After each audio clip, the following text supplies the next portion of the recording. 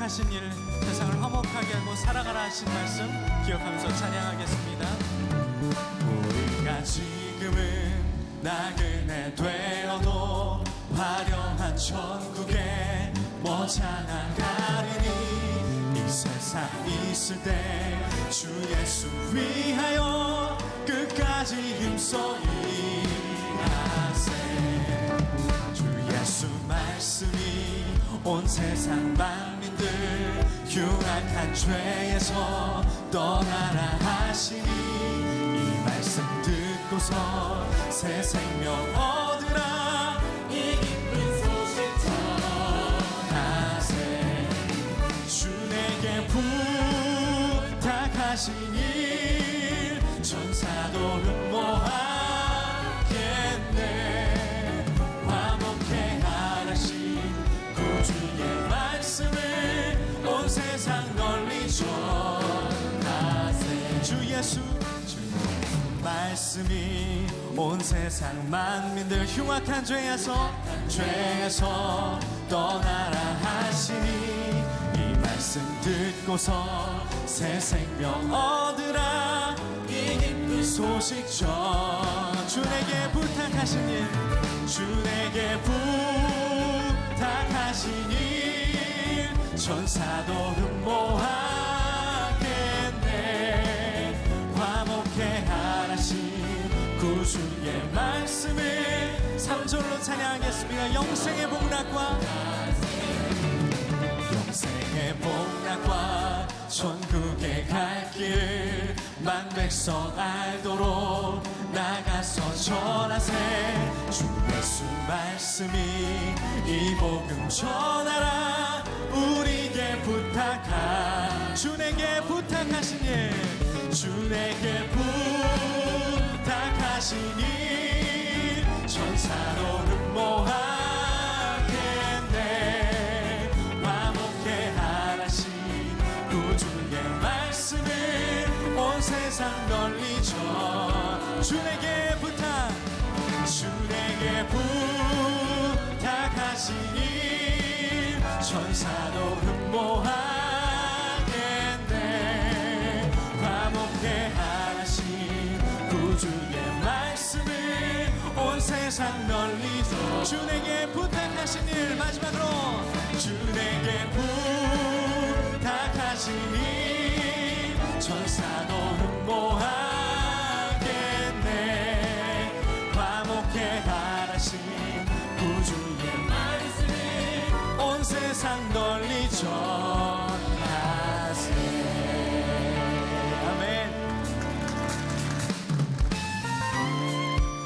온 세상 우리를 모를지라도 우리 주 예수님은 우리를 붙드실 줄로 믿습니다. 지금 확신 가지고 찬양하겠습니다. 내 진정 사모하는 친구가 되시는 구주 예수님은 아름다워라. 산 밑에 백합화요 빛나는 새벽별 주님 영원할 길 아주 없도다. 내 맘이 아플 적에 그 위로 되시며 나 외로울 때 좋은 친구라. 주는 저 산 밑에 백합 빛나는 새벽별 이 땅 위에 비길 것이 없도다. 내 맘의 모든 염려 이 세상 고락도 주님 항상 같이 하여 주시고 시험을 당할 때에 악마의 대교를 즉시 물리치사 나를 지키네. 온 세상 날 버려도 주 예수 안 버려 끝까지 나를 돌아보시니. 주는 저 산 밑에 백합 빛나는 새벽별 이 땅 위에 비길 것이 없도다. 내 맘의 모든 염려 이 세상 고락도 주님 항상 같이 하여 주시고 시험을 당할 때에 악마의 대교를 즉시 물리치사 나를 지키네. 온 세상 날 버려도 주 주 예수 안 버려 끝까지 나를 돌아보시니 주는 저 산 밑에 백합 빛나는 새벽별 이 땅 위에 비길 온 세상 날 버려도 온 세상 날 버려도 주 예수 안 버려 끝까지 나를 돌아보시니 주는 저 산 밑에 다시 한번 이 땅 위에 비길 온 세상 날 버려도 온 세상 날 버려도 주 예수 안 버려 끝까지 여러분을 책임지십니다. 주는 저 산 밑에 우리가 늘 의지하는 예수 여기 계십니다. 것이 없도다 내가 늘 의지하는 예수 나의 상처 입은 심령을 불쌍하게 여기사 위로하여 주시니 미쁘신 나의 좋은 친구 주의 손 의지하고 살때 나를 해할 자가 없도다 주님 나의 마음을 크게 위로하시니 미쁘신 나의 좋은 친구 내가 의지하는 예수 나의 사모하는 친구 나의 기도 들으사 응답하여 주시니 미쁘신 나의 좋은 주의 손 의지하고 살 때 나를 해할 자가 없도다 주님 나의 마음을 크게 위로하시니 미쁘신 나의 좋은 친구 내가 의지하는 예수 나의 사모하는 친구 나의 기도 들으사 응답하여 주시니 미쁘신 나의 내가 의지하는 예수 내가 의지하는 예수 나의 사모하는 친구 나의 기도 들으사 응답하여 주시니 미쁘신 나의 조 다시 한번 내가 의지하는 예수 나의 사모하는 친구 나의 기도 들으사 응답하여 주시니 미쁘신 내가 의지하는 예수 나의 사모하는 친구 나의 기도 들으사 응답하여 주시니 마지막으로 미쁘신 나의 조 내가 의지하는 예수 나의 사모하는 친구 나의 기도 들으사 응답하여 주시니 미쁘신 나의 좋은 친구 끝까지 우리를 책임지시고 세상이 우리를 버릴지라도 우리를 돌아보시는 주 예수님을 찬양합니다. 아멘. 나를 지으신 주님 내 안에 계셔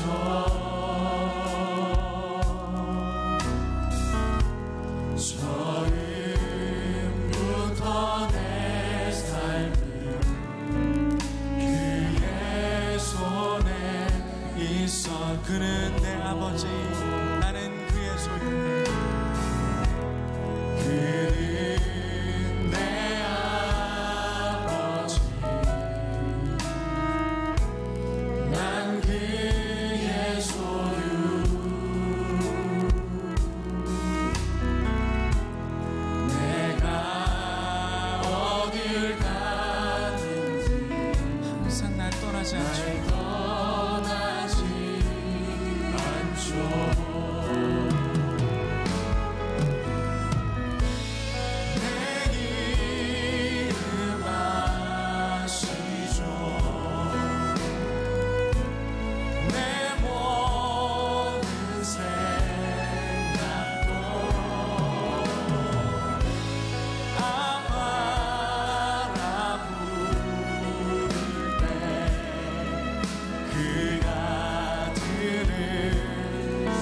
한번 내 이름 아시죠? 내 모든 생각도 내 이름 아시죠? 내 모든 생각도 아바라부 이 시간 그분이 들으십니다. 그가 우리 2절로 다시 한번 찬양하겠습니다. 그는 내 아버지 나는 그의 소유 그는 내 아버지 난 그의 소유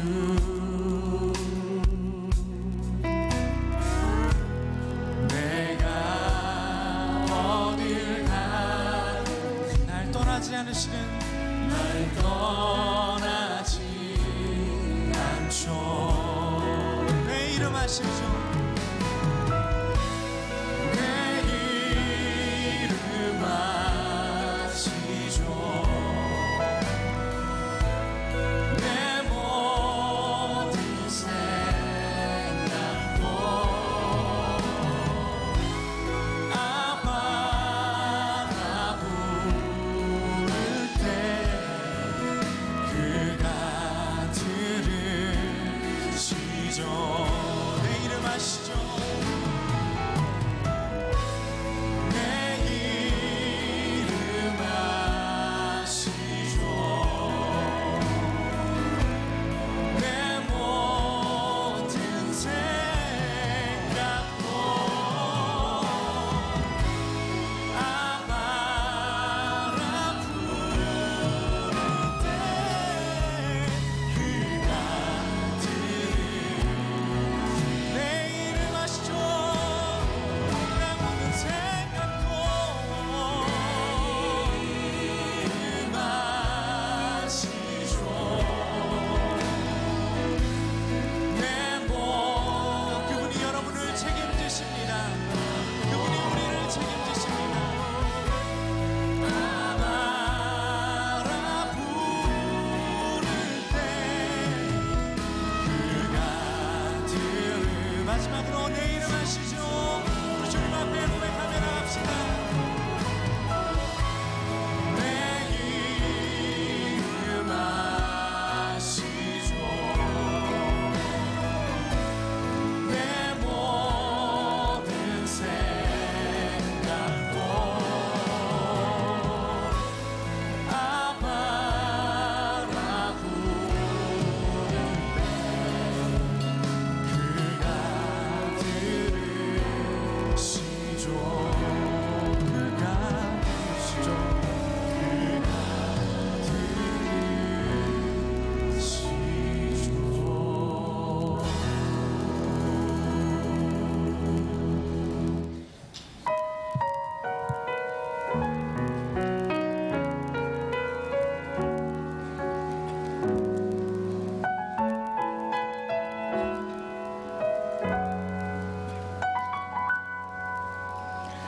나의 영혼이 주 찬양합니다. 주를 기뻐 노래합니다. 비천한 날이 들어 큰 일 행하시니 주님의 이름 거룩합니다. 주의 은혜라 주의 은혜라 연약한 나를 세워 영광 보게 하시니 말라 할 수 없도다. 놀라운 사랑 나 순종하리라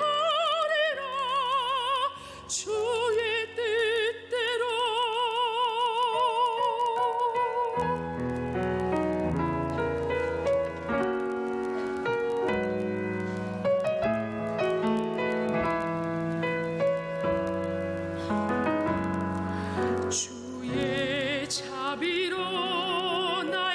감싸주시니 모든 두려움 사라지네.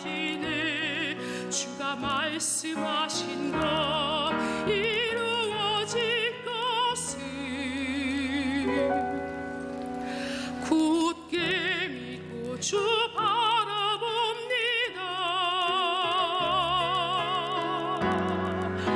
주의 은혜라 주의 은혜라 연약한 나를 세워 영광 보게 하시니 말로 할 수 없도다. 놀라운 사랑 나 순종하리라 주의 뜻대로. 그 사랑 끝이 없으며 그 능력이 완전하시니 나의 평생에 주를 높이니 세상 끝까지 주만 따르리.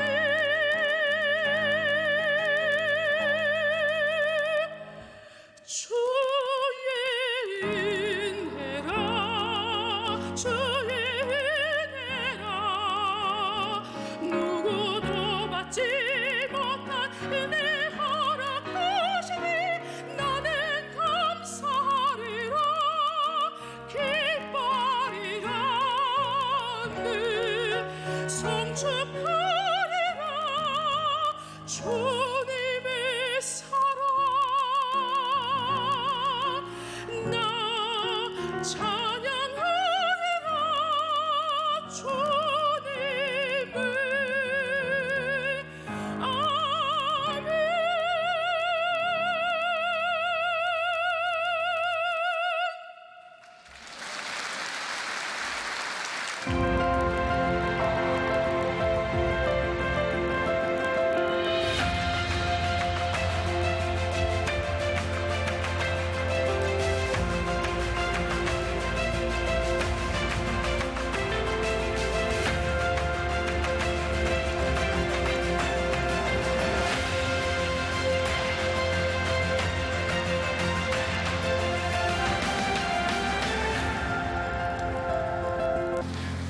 또 이 시간에도 인터넷으로 이제 생방송으로 예배드리는 우리 많은 지체들이 있는데 우리 한번 말씀으로 삽시다. 한번 두 손을 흔들어 인사할까요? 시작. 말씀으로 삽시다. 네, 감사합니다. 오늘 말씀의 제목은 사랑의 능력으로 책임지십시오. 오늘 사랑과 책임의 상관관계를 여러분들과 함께 나누려고 합니다. 이 말씀이 우리들에게 힘들 뿐만 아니라 우리를 참 불편하게 합니다. 서로 사랑하라, 사랑하라 이런 말씀이 계속되고 있습니다. 우리가 사랑을 모르는 것은 아니지만 사랑이라고 하는 말은 우리들에게 굉장히 부담스러운 말이기도 한 것 같습니다. 그런데 오늘 말씀의 시작이 더욱 우리를 힘들게 만듭니다. 13절에 이렇게 시작하고 있죠. 자, 여러분 성경을 펴고 이제 표시할 부분은 표시하세요. 형제들아, 세상이 너희를 미워하여도 이상히 여기지 말라. 세상이 우리를 미워하는 것을 이상히 여기지 말라. 아무튼 사랑하는 것도 힘든데 말씀대로 살아가면 세상이 우리를 미워하게 될 수 있다는 거죠. 근데 이 말씀은 어디서 불쑥 툭 튀어나온 것이 아니라 사실 성경을 처음부터 우리들이 제대로 본질적으로 성경을 본다면 이 말씀은 끊임없이 흐르고 있는 중요한 맥 가운데 하나이기도 합니다. 누가복음 6장에 보면 예수님께서 처음 제자들을 만나시고 제자들에게 말씀하시고 십자가를 지시기로 작정하셨을 때 계속해서 하시는 말씀이 있어요. 6장 22절에 보니까 인자로 말미암아 사람들이 너희를 미워하며 멀리하고 욕하고 너희 이름을 악하다 하여 버릴 때에는 너희에게 복이 있도다. 오늘 본문 말씀보다 조금 더 지나친 말씀입니다. 미워하고 멀리하고 욕할 때 오히려 너희에게 복이 있다. 그러니까 예수님의 제자들이 예수님을 따라다니면서 생각했던 복, 그리고 우리가 하나님을 믿으면서 생각했던 이 복과 예수님이 복이 있다라고 하는 말씀이 조금은 틀린 것 같아요.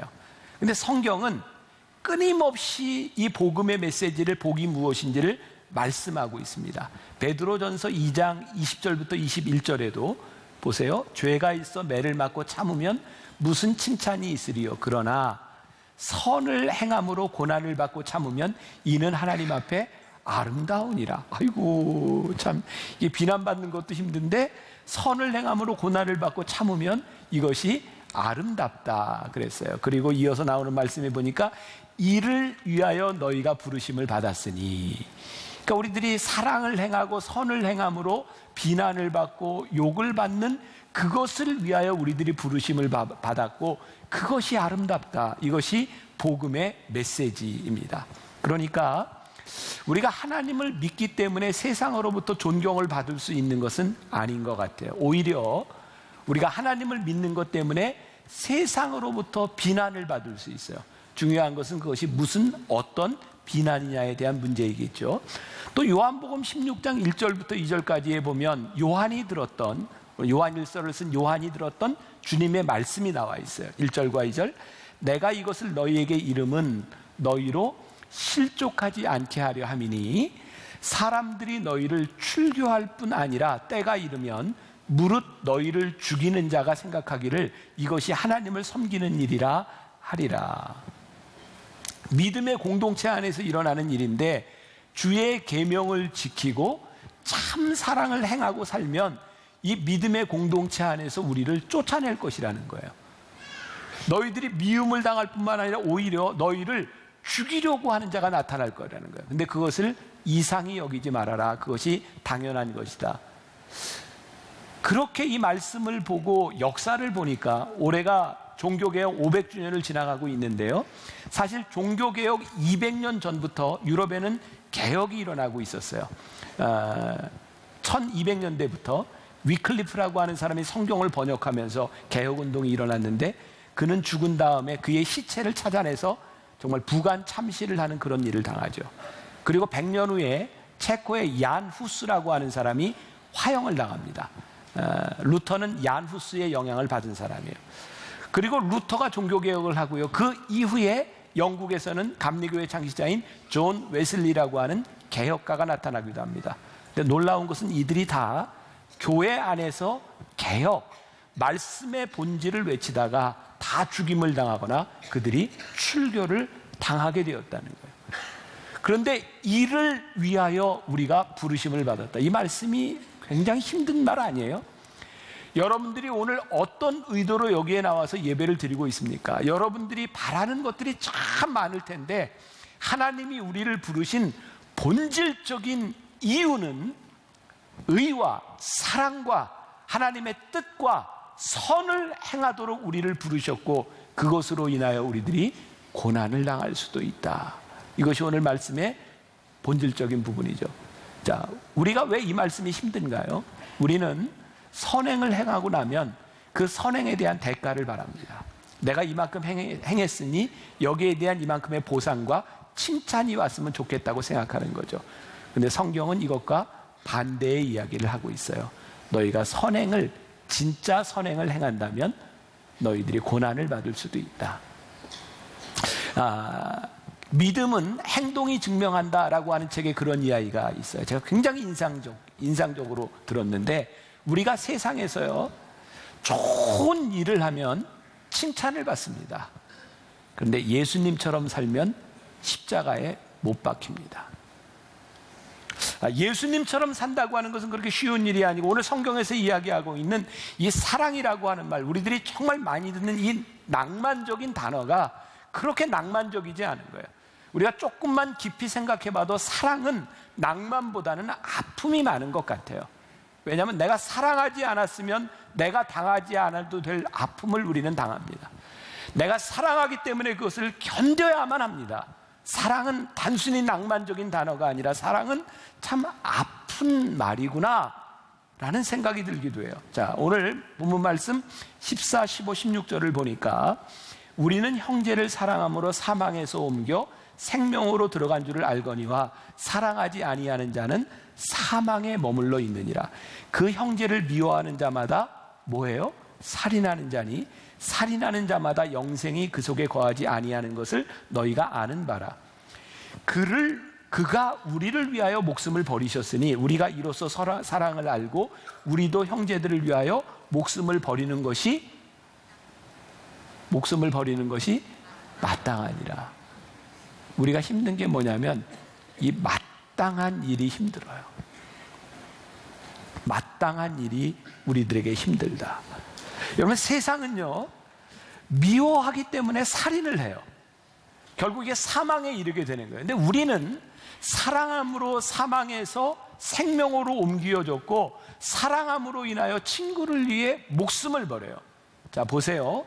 세상은 미워함으로 살인을 하는데 우리는 사랑함으로 내 목숨을 내어줘요. 세상이 우리를 이해할 수 있겠습니까? 이건 완전히 다른 세계관에서 사는 거예요. 세상의 가치와 우리의 가치가 완전히 다른 곳에서 살아가기 때문에 우리들이 복음으로, 말씀으로 살아가면 이 세상 가운데서 필연적으로 미움을 당하고 필연적으로 세상과 충돌하게 되어 있어요. 여러분들이 죄를 지어서 충돌하는 것이 아니라 말씀대로 복음으로 인하여 여러분들이 충돌하고 있다면 우리는 제대로 된 신앙생활을 하고 있는 거예요. 제가 오래전에 이 원고를 써놓고 이게 제 출처를 제가 기억을 못 하겠는데 어느 책에서 아마 제가 본 겁니다. 이런 이야기가 있어요.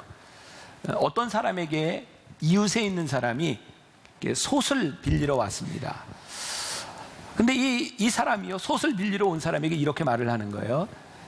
전에 내가 자네 집에 솥을 빌리러 갔을 때 자네가 거절했지? 나 솥 빌려주지 않아. 이건 복수랍니다. 복수. 어떤 사람이 이웃집에 가서 솥을 빌리러 왔는데 이 사람이 이렇게 얘기합니다. 내가 전에 자네 집에 갔을 때 자네가 솥을 빌려주지 않았지? 근데 나는 자네에게 빌려줘. 가져가. 미움이랍니다. 탈무드에 나오는 이 이야기가 여기까지 끝나지만 여운처럼 남아있는데 그 다음 이야기를 하자면 이런 거라는 거예요. 솥을 빌리러 온 이웃에게 복수하지도 않고 미워하지도 않고 여기 있어, 자, 잘 쓰게 라고 빌려주는 것이 사랑입니다. 우리들의 모습을 보는 것 같아요. 우리는 가정에서 친지들끼리 혹은 교회 공동체에서 문제들이 있을 때 사랑하고 용서하고 품어주면서 이렇게 말을 하죠. 내가 주님의 사랑으로 다 용서하고 품어주고 내가 다 해결됐어. 그렇지만 이건 짚고 넘어가자. 자, 요거 내가 다 잊어버렸어. 우리의 마음 깊은 곳을 보니까 우리는 선행을 베풀면서도 우리 안에 복이 있어요. 미움이 있어요. 복수가 있어요. 우리가 베푼다고 생각하기 때문이죠. 내가 용서하기 때문이라고 생각하기 때문이죠. 그런데 오늘 말씀은 우리들에게 굉장히 중요한 말씀을 하고 있는데, 우리가 하는 사랑, 우리가 받은 사랑은요, 하나님이 먼저 우리를 사랑하신 그 사랑으로 인하여 우리들이 하는 거예요. 자, 그러니까 예수님께서 우리들에게 가서 제자를 삼으라 라고 말씀하셨을 때 이것은 우리가 그 사람들에게 가서 구원을 만들어주는 것이 아니라 우리들이 받은 구원을 가지고 세상 사람들에게 알려주는 것이 제자를 삼는 거예요. 이미 우리들에게 이루어진 구원의 역사를 가지고 나가서 제자를 만든다고 하는 것은 그들에게 보여주는 겁니다. 우리는 빛이 아닙니다. 우리는 빛될 능력이 없습니다. 그러나 빛을 보여줄 수 있어요. 우리는 본질적으로 사랑이 아닙니다. 우리들에게는 사랑의 능력이 없습니다. 그런데 우리가 받은 사랑을 보여줄 수 있는 거예요. 우리는 생명이 아닙니다. 우리는 생명을 만들어내는 능력이 없습니다. 그러나 우리들이 얻은 생명이 무엇인지를 우리들이 알게 하는 겁니다. 그때 우리는 교만할 필요도 없고 우리는 그저 그렇게 하라는 것이죠. 자, 16절 말씀. 그가 우리를 위하여 목숨을 버리셨으니 우리가 이로써 사랑을 알고 우리도 형제들을 위하여 목숨을 버리는 것이 어떻게 해요? 마땅하니라. 자, 오늘 여러분들에게 사랑에 대한 구별을 하나 해드리려고 합니다. 우리들이 흔히 사랑을 착각하는 경우가 있는데, 하나는 뭐냐면 자기애에 근거한 이기적인 사랑과 지금 하나님께서 말씀하시는 내가 목숨을 내어줄 수 있는 사랑에 대해서 우리들이 종종 혼동할 때가 있는 것 같아요. 그래서 우리는 내가 사랑하는데 상처를 주고 내가 사랑하는데 아픔을 주기도 합니다. 올해 초에 제가 영화를 하나 봤습니다. Passengers라고 하는 영화인데 여러분들 한번 보세요. 영화 굉장히 좋은 영화입니다. 제가 이 말씀 막 준비할 때 이 영화를 봤기 때문에 영화를 보고 와서 제가 바로 원고에다가 이렇게 써놓은 부분입니다. 저는 영화를 봐도 그냥 안 보는 사람입니다. 이렇게 늘 설교 준비를 하면서 봐요. 네. 이 영화는요, 주인공이 딱 등장인물이 3명밖에 안 나옵니다. 굉장히 지루하리라고 생각했는데 영화가 너무너무 괜찮은 영화였어요. 이 영화 한 편이 꼭 복음을 이야기하는 것 같다는 생각이 들었어요. 이 영화는요, 미래에 대한 영화인데 어떤 그 우주선에 5,000명의 사람이 동면한 채로 이제 다른 행성으로 이렇게 갑니다. 저렇게 다 동면이 돼 있어요. 그런데 몇 년이 걸리냐면 120년이 걸립니다. 그러니까 사람들이 동면을 하지 않고는 갈 수 없는 거예요. 120년 후에 거기에서 딱 깨어나게 되어 있습니다. 그런데 사고가 나서 주인공이 90년 먼저 30년 만에 깨어났습니다. 혼자 깨어났어요. 그래서 거기에서 이 엔지니어이기 때문에 다시 동면에 들어가려고 하는데 방법이 없는 겁니다. 다행히 이 우주선은 첨단 장비들이 다 갖추어져 있고 아무튼 버튼만 누르고 명령만 하면 온갖 음식들이 다 나오고 모든 엔터테인먼트 기구들이 다 되어 있어요. 1년 동안 신나게 먹고 신나게 즐겼는데 1년쯤 지나니까 너무너무 고독해서 자살을 생각합니다. 그때 우연히 동면하고 있는 여자 중에 한 여자의 신상을 보게 되었는데 오로라라고 하는 여자인데요, 자기가 생각했던 딱 이상의 여자를 만나는 거예요. 여기서 이 남자가 고민을 합니다. 왜냐하면 이 여자를 깨울 수 있거든요. 왜 고민하냐? 내가 사랑하는 내 이상의 여자를 깨워서 내가 함께 평생을 살아갈 수 있는 거예요. 내가 사랑하니까. 근데 만일 이 여자가 그 사실을 안다고 하면 얼마나 이 남자를 증오하겠습니까? 이 남자는 고민하다가 결국은 깨우기로 하고 사고를 가장하고 모든 사실을 숨깁니다. 그 혼돈 가운데 이 여자도 무척 힘들었지만 서로 사랑하게 되고요, 이 안에서 둘이 결혼을 하게 됩니다. 근데 바로 결혼하기 전에, 프로포즈를 하기 전에 모든 일이 들통이 나요. 이 여자는 이 남자를 증오합니다. 어떻게 그렇게 이기적일 수 있어요? 당신이 나를 사랑한다고 내 일생을 이렇게 망쳐놓고 나를 여기서 죽게 할 수 있냐고. 도저히 용서가 되지 않는 거예요. 근데 이때 이제 이 영화의 이제 클라이막스가 이제 사고가 나면서 이 우주선 안에 있는 5,000명이 다 죽을 수밖에 없는 상황에서 이 남자가 아무튼 그 우주선을 고치는 장면이 나오고, 이 남자가 죽을 수밖에 없는 상황 가운데서 이 여자가 구해줘요. 그 안에 이제 많은 이제 이야기들이 있었겠죠. 그리고 이 짐 프레스턴이라고 하는 주인공은 깨닫습니다. 내가 이 여자를 정말 사랑하는구나. 그래서 어떤 결정을 내리냐면 둘 중에 한 사람이 남아서 한 사람을 동면시킬 수 있는 방법을 찾았기 때문에 한 사람은 다시 동면에 들어갈 수 있어요. 기꺼이 이 남자는 여자에게 이야기합니다. 미안하다고 동면에 들어가서 깨어나서 이루고 싶은 꿈을 이루라고. 그리고 이 남자는 자기 홀로 외로이 죽어갈 결심을 합니다. 영화는 거기에서 모든 내용이 끝나고요, 90년이 지난 120년의 어느 날 그 우주선이 딱 비춰집니다. 그리고 거기에는 두 사람이 행복하게 살았던 흔적만이 남아 있습니다. 여자는 혼자 들어가지 않았고 남자는 혼자 죽지 않았고 거기에서 함께 죽습니다. 이 영화가 두 가지를 우리들에게 명확하게 말해줍니다. 나는 무지하게 사랑하지만 그것이 이기적인 사랑일 때 그 사랑으로 인하여 누구를 죽입니다. 그런데 내가 정말 사랑하면 그 사랑으로 인하여 내 목숨을 내놓습니다. 오늘 성경이 우리들에게 이야기하는, 요한 공동체가 우리들에게 이야기하는 하나님의 사랑이 뭔지 아세요?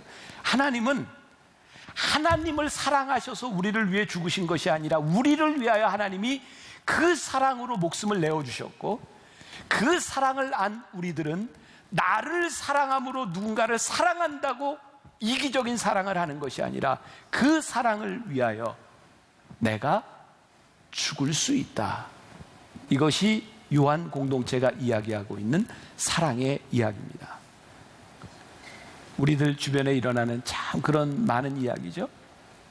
우리는 쉽게 이런 얘기합니다. 내가 너 얼마나 사랑하는 줄 알아?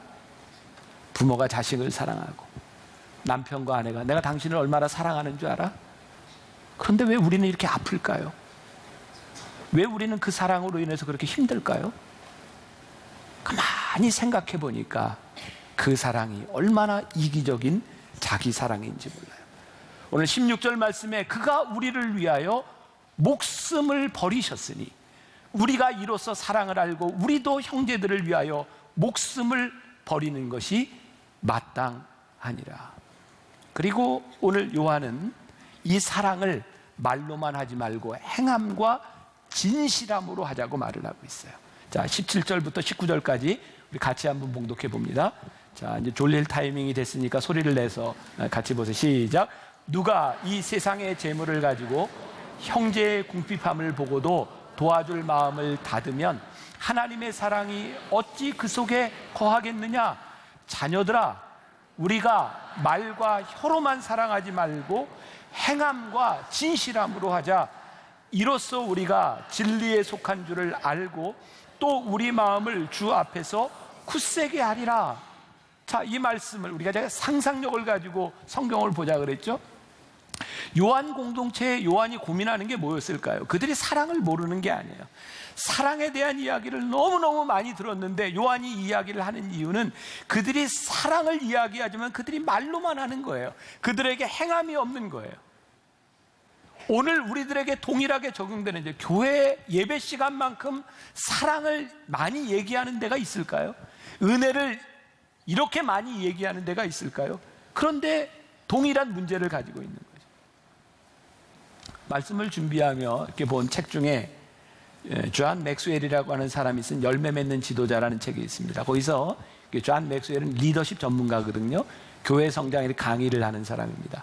한 번은 목회자들을 이렇게 다 모아놓고 강의를 하면서 목회자들에게 이렇게 얘기를 했답니다. 여러분들이 원하는, 여러분들이 알고 있는 교회를 성장시키는 방법을 아는 대로 적어보세요. 20분 시간을 드립니다. 그러니까 모든 목회자들이라면 교회 성장에 대한 꿈을 가지고 있겠죠. 그리고 20분이 지나서 사람들이 다 썼는데요. 놀랍게도 그 사람들은 교회 성장에 대한 방법론을 다 알고 있는 거예요. 존 맥스웰이 이렇게 이야기를 합니다. 여러분, 문제는 여러분들이 방법을 모르는 것이 아니라 여러분들이 그 값을 지불하지 않고 살아간다는 겁니다. 오늘 사랑에 대한 이야기, 오늘 요한 공동체가 이야기하는 것, 우리들이 사랑을 모르는 것이 아니라 그 사랑에 대한 대가를 지불하지 않고, 자녀들아, 우리가 말과 혀로만 사랑하지 말자. 우리들이 감정적인 차원에 머물러서 우리들이 그거 하고 있지 않다는 거예요. 자, 이거 우리들에게 너무너무 힘든 이야기입니다. 우리가 해야 되고 알아야 되는 것들을 우리들이 행동으로 옮긴다는 것이 얼마나 힘든 일인지를 압니다. 제가 오늘 말씀을 시작하기 전에 여러분들에게 추수감사절에 대한 이야기를 했어요. 제가 잘못 가르치고 있다라고 생각했던 것 중에 하나가, 여러분들 감사하세요, 감사하세요, 참 많이 하는 이야기거든요. 감사에는요, 우리들의 희생이 따르는 겁니다. 우리의 감사로 인하여 누군가에게 그 감사가 흘러 넘쳐가야 되는 거예요. 저희 만나교회에서 10여 년 전에 그 과일 나누기를 시작할 때요, 제가 우리 부목사님들하고 의논을 했어요. 우리가 이번 추수감사절부터는 한번 과일 나누는 걸 해봐야 되겠다. 그랬더니 저에게 이렇게 얘기하더라고요. 목사님, 안 됩니다. 분당에 사는 사람들 진짜 말 안 듣습니다. 그 사람들 과일 가지고 온다고 안 가져올 사람입니다. 우리 부목사님들이 여러분들을 보았던 시각을 제가 그냥 전달해 드리는 겁니다. 근데 제가 그랬어요. 됩니다. 해봅시다. 사랑의 수고를 해봅시다. 그리고 첫 번째 추수감사절 그 과일을 나누던 날, 저는 여러분들의 모습을 보면서 울었어요. 저 로비에 과일이 쌓이는 걸 보면서 눈물이 났어요. 그리고 그런 이야기를 들었어요. 어떻게 이런 일이 일어날 수 있는지, 이 앞에 상가들의 과일을 파는 집에 과일이 다 떨어졌다는 거예요. 그리고 그 수고가 지금 지난해 700가정이 넘는 가정에 과일을 못 먹는 과일이 아니라 좋은 과일들을 나누어 줄 수 있는 그 사랑의 수고가 감사절을 통해서 나오고 있는 거예요. 어려워요. 우리들의 수고가 필요한 거예요. 우리들의 희생이 필요한 거예요. 오늘 중요한 말씀이 이어지고 있는데요. 21절과 22절 말씀에 보니까 사랑하는 자들아, 만일 우리 마음이 우리를 책망할 것이 없으면 하나님 앞에서 담대함을 얻고 무엇이든지 구하는 바를 그에게서 받나니 이는 우리가 그의 계명을 지키고 그 앞에서 기뻐하시는 것을 행함이라. 우리가 사랑을 이야기하고 신앙을 이야기하는데 우리의 마음을 답답하게 하는 게 있어요. 기도하는데 기도에 응답이 되지 않고요, 말씀대로 살아가는 것 같은데 마음이 답답한 거예요. 이게 무슨 얘기예요? 너희들 마음에 책망할 것이 있구나.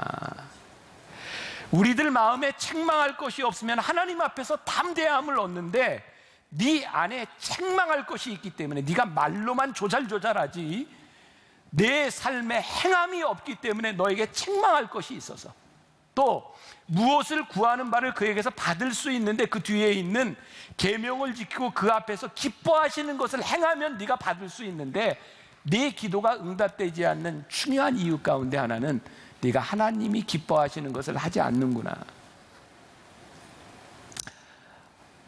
제가 좀 힘든 얘기인데 제가 고백을 하면 여러분들의 삶에 많이 공감이 될 것 같아요. 저 부부싸움 안 하게 생겼죠. 잘 안 합니다. 근데 지난 한 달 동안 제 아내하고 저하고 조금 힘들었어요, 감정적으로. 지난 한 달 동안 설교하는데 너무너무 힘들었어요. 근데요, 그 힘든 기간의 주제가 다 사랑이에요. 근데 그게 힘들어요. 근데 뭐 큰 문제가 있거나 이런 게 아니에요. 감정에 대한 문제인 거예요. 제 아내가 눈치를 챘는지 안 챘는지 모르지만 이 문제를 해결하지 않으면 안 되겠더라고요. 어제 결혼식 주례를 하면서 제 아내도 참석을 했더라고요. 신랑 신부에게 이렇게 얘기를 하면서, 나도 결혼한 지 30년이 됐는데 내가 다른 건 모르지만 지금까지 살아오는 동안 내 아내가 나와 함께하고 내 좋은 배필이 되어준 거에 대해서 너무너무 감사하다고. 모르겠어요, 눈치를 챘는지 못 챘는지. 그거 해결하지 않으면 내 안에 뭔가 꽉 막혀 있는 거죠. 이 문제뿐만 아니라 여러분들이 하나님 앞에 책망할 일을 가지고, 우리들이 해결하지 못한 문제를 가지고, 우리들이 하나님 앞에 담대하게 서지 못할 모습을 가지고 무엇을 이야기해도 이것이 우리를 답답하게 하고 하나님이 기뻐하시지 않는다는 것을 우리들이 알아요. 우리가 사랑한다고 하지만 그 사랑이 나타나지 않는 이유는 우리들이 하나님 앞에 담대하게 설 수 있는 자격이 되어 있지 않기 때문일 거예요. 22절에 무엇이든지 구하는 바를 그에게서 받나니 이는 우리가 그의 계명을 지키고 그 앞에서 기뻐하시는 것을 행함이라. 우리가 하나님 앞에 서면 비로소 우리들이 올바른 것을 행해요. 우리는 뭐든지 할 수 있어요. 사랑은 이기적인 것이 아니고 일방적인 것이 아니고 하나님 앞에 서서 우리를 보는 거예요. A.W. 토저가 하나님을 향한 열정이라는 책에서 진짜 정말 중요한, 정말 저는 이 글을 보면서 정말 너무너무 제가 감동을 받았던 구절인데, 이런 글이에요. 내 기도를 인내해주는 길잡이는 하나님이 선하신 분이라는 인식이다. 우리가 깨달아야 할 것은 그분이 원하지 않는 것을 행하시도록 그분을 설득할 필요가 없다는 것이다. 기도회 때 사람들이 드리는 기도들을 들어보라. 그분을 설득할 수 있다고 믿는 사람들이 있다는 걸 알게 될 것이다. 이런 사람들의 생각은 완전히 잘못되었다. 하나님이 어떤 분이신지를 알게 될수록 내가 그분께 무엇을 기대해야 할지를 더욱 알게 되고, 또한 그분이 내게 무엇을 기대하시는지를 더 잘 이해하게 된다. 그분과 나 사이의 기대는 일방통행이 아니라 양방통행이다. 우리의 기도를 한번 생각해 보세요. 우린 진짜 하나님을 많이 이렇게 설득하려고 하지 않았어요? 우리는 그게 진짜 멋진 기도고 치열한 기도라고 생각하지 않았어요? 근데 우리가 하나님을 알면 하나님을 설득하는 기도를 할 필요가 없어요. 왜? 하나님은 선하신 분이고 하나님의 뜻을 우리들이 알기 때문에, 하나님을 우리가 알기 때문에 그분이 원하시는 것을 우리들이 구하며, 이것이 일방적인 것이 아니라 하나님이 우리를 알고 우리가 하나님을 알기 때문에 우리의 기도가 하나님과의 교제 속에 들어가는 거예요. 요한이 이 요한일서를 통해서 끊임없이 하나님과의 교제라고 하는 것, 이것은 일방적인 것이 아니라 우리가 하나님을 알므로, 하나님이 우리를 알므로 그 교제 속에 들어가는 거예요. 이때 우리가 담대히 하나님 앞에 나아갈 수 있어요. 사랑이란, 오늘 본문 23절에 보니까 오늘 주제 말씀일 것 같아요. 그의 계명은 이것이니 곧 그 아들 예수 그리스도의 이름을 믿고 그가 우리에게 주신 계명대로 서로 사랑할 것이니라. 자, 다른 게 아니에요. 그 예수 그리스도의 사랑을 알고 그분이 우리들에게 주신 그 계명 그대로 서로 사랑하라. 토 달지 말라는 거예요. 본질적인 그 사랑 위에 서라는 거예요. 예를 들면 우리가 이제 여기 공이 하나 있다고 쳐요. 여기에 조명들이 많이 비추고 있는데, 조명이 이렇게 비치면 그림자가 이쪽으로 비칩니다. 이쪽으로 이렇게 비치면 그림자가 이쪽으로 비치고, 조명의 각도에 따라서 그림자가 작게도 되고 길게도 되고 타원형이 되기도 하고, 조명이 여러 개가 비치면 그림자가 여러 개가 생기기도 합니다. 본질은 딱 하나입니다. 공입니다. 사랑은 딱 하나입니다. 그런데 우리는 이 사랑을 자꾸 변질시키려고 하는 거죠. 아주 멋진 얘기입니다. 사랑을 우리들이 잘못 왜곡하면 변질되고요, 변질되면 저질되는 겁니다. 참 운율이 맞죠? 본질, 변질, 저질. 이게 조현철 목사님이 이렇게 강의하면서 이런 얘기했는데, 이게 참 멋지다는 이야기를 했어요. 우리들이 끊임없이 그 계명 안에서, 하나님의 본질 안에서 서로 사랑하라, 이것을 변질시키지 말고 우리들이 그 사랑 안에 서라는 거예요. 그래서 요한복음 15장 12절에서 예수님께서 하신 말씀을 기억하고 있죠. 내 계명은 곧 내가 너희를 사랑할 것 같이 너희도 서로 사랑하라 하는 이것이니라. 요한복음 13장 1절, 세상에 있는 자기 사람들을 사랑하시되 끝까지 사랑하시니라. 이게 사랑의 본질이에요. 서로 사랑하고 끝까지 사랑하고. 저는 오스왈드 챔버스를 참 좋아하는데, 그가 주님은 나의 최고봉이라고 하는 책도 썼고, 그는 그의 삶에서 하나님의 영광, 거룩함이라고 하는 이야기를 참 많이 하거든요. 그런 사랑의 명령은 우리를 영광스럽게 하고 하나님을 영광스럽게 한다는 거예요. 굉장히 중요한 표현이라고 생각해요. 우리가 진정한 사랑, 본질적인 사랑이 우리 가운데 일어나면 우리가 영광스럽게 되고 하나님이 영광스럽게 됩니다. 이게 오스왈드 챔버스가 한 이야기 가운데 하나인데요. 지금까지 당신은 예수 그리스도를 위해 삶을 바칠 수 있는 영광스러운 기회를 놓치지 않고 살아왔는가? 예수님은 우리에게 그분을 위해 죽으라고 부탁하지 않으시고 우리의 삶을 내어놓으라고 부탁하신다. 죽으라고 부탁하는 게 아니라 우리의 삶을 내어놓으라고. 주님은 우리의 죽음을 위해 자신을 희생하지 않으셨다. 주님은 우리의 죽음이 아니라 우리의 삶을 원하신다. 저는 이 말씀을 이렇게 묵상하다가 저에겐 이런 결론이었어요. 우리 굉장히 비장하잖아요. 예수님을 위해 죽는다. 이웃을 위해 죽는다. 형제를 위해 죽는다. 저는 이게 죽는다고 생각을 했는데 사실 이게 죽음이 아니더라고요. 뭐냐면 내가 형제를 위해 죽는다고 하는 것은 내 삶의 선택의 일부분이에요. 죽는 것이 죽음이 아니라 내가 내 삶에서 선택한 것이 죽음일 수 있고요. 내 삶의 선택이 끝까지 희생하며 살아갈 수 있고요. 우리는 죽음을 위해 달려가는 것이 아니라 우리들의 삶에서 죽음도 나타나고 삶도 나타나고, 우리는 하나님께서 우리들에게 주신 영광스러운 삶을 위하여 우리들의 삶을 살아가는 거예요. 우리가 죽음을 위해 달려가고 있지만 그것은 죽음이 아니라 우리들이 치열하게 하나님의 말씀을 가지고 살아가는 삶이에요. 그때 우리의 죽음이 영광스럽죠. 와, 내가 주님의 말씀대로 살아가는 삶이 죽음으로도 나타나고 희생으로도 나타나고. 이 사랑이라고 하는 것은 우리들에게 마땅한 의무와 책임을 이야기해요.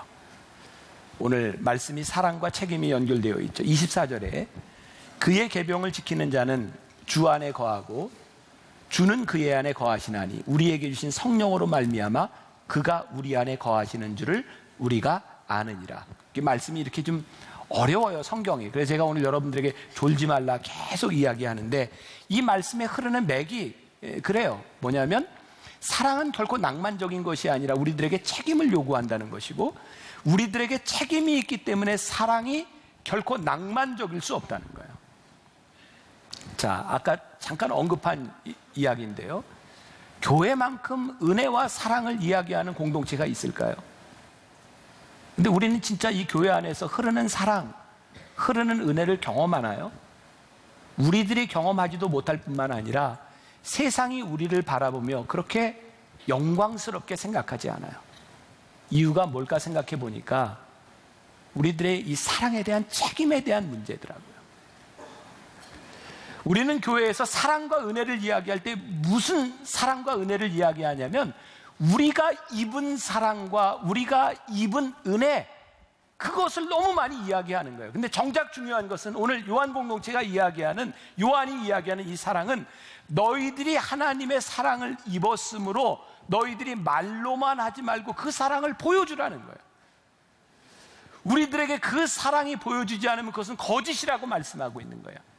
그러니까 뭐냐면 하나님의 사랑의 본질은 우리들이 받은 은혜와 사랑에서 끝나는 것이 아니라 우리들이 받은 은혜와 사랑을 보여주는 거예요. 세상은 우리들이 받은 은혜와 사랑을 보는 것이 아니라 우리들이 받은 은혜와 사랑을 우리들이 지키는 것을 봅니다.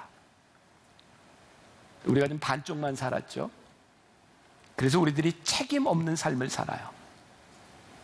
자, 다시 말씀합니다. 이 말씀이 저와 여러분들과 앞으로 우리들의 삶에 얼마나 힘든 이야기인지 알아요. 사랑이 낭만적이지 않다는 것, 그 사랑은 우리들에게 책임을 요구한다는 것.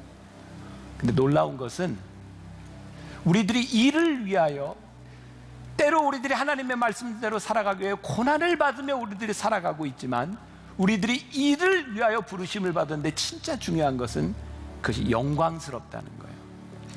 하나님의 나라에서 우리의 사랑과 희생과 수고가 해같이 빛날 것을 우리들이 믿기 때문에 우리들이 이 영광스러운 삶을 살아가는 거예요. 우리들에게 중요한 건 세상의 비난이 아니라 영광이에요. 우리들에게 드러나는 영광, 우리들을 통해서 드러나는 하나님의 영광, 세상이 우리를 통해 보게 되는 하나님의 사랑. 요한이 오늘 우리들에게 말씀하고 우리들이 오늘 그 책임을 가지고 나가서 살아야 되는 이유이기도 합니다. 오늘 제가 여러분들 굉장히 힘들게 합니다. 왜?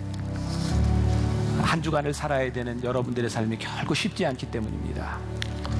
그러나 우리들의 희생과 사랑, 우리의 책임이 하늘에서 해같이 빛남을 우리들이 믿으며 한 주간을 여러분들이 승리합시다. 말과 혀로만 사랑하는 것이 아니라 우리들의 사랑이 드러날 수 있도록 한 주간을 승리하는 여러분들이 되시기를 주님의 이름으로 간절히 축원합니다. 우리 같이 찬양하겠습니다. 당신의 그 섬김이 천국에서 해같이 빛나리, 당신의 그 겸손이 천국에서 해같이 빛나리, 당신의 그 믿음이 천국에서 해같이 빛나리, 당신의 그 충성이 천국에서 해같이 빛나리.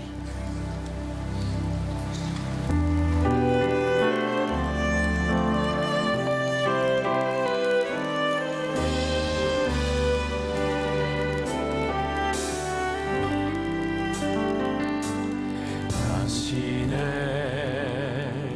그 섬김이 천국에서 해같이 빛나리, 당신의 그 겸손이 천국에서 해같이 빛나리, 당신의 그 믿음이 전국에서 해가 지는 날이 당신의 그 충성이 전국에서 해가 지는 날이 주님이 기억하시면 좋다니 예수님 사랑으로 아버지 하나님 사랑이 얼마나 천사도 아버지 하나님 말씀대로 살아가는 그 모습 전국에서 해가 지는 날이 아버지 하나님 세상에서 하나님의 사랑을 그 순종이 아버지 하나 오늘 예배하는 하나님의 사랑 전국에서 해가 지는 날이 아버지 하나님 당신의 성령님의 그 사랑이 아버지 하나님 사랑의 수 전국에서 해가 지는 날이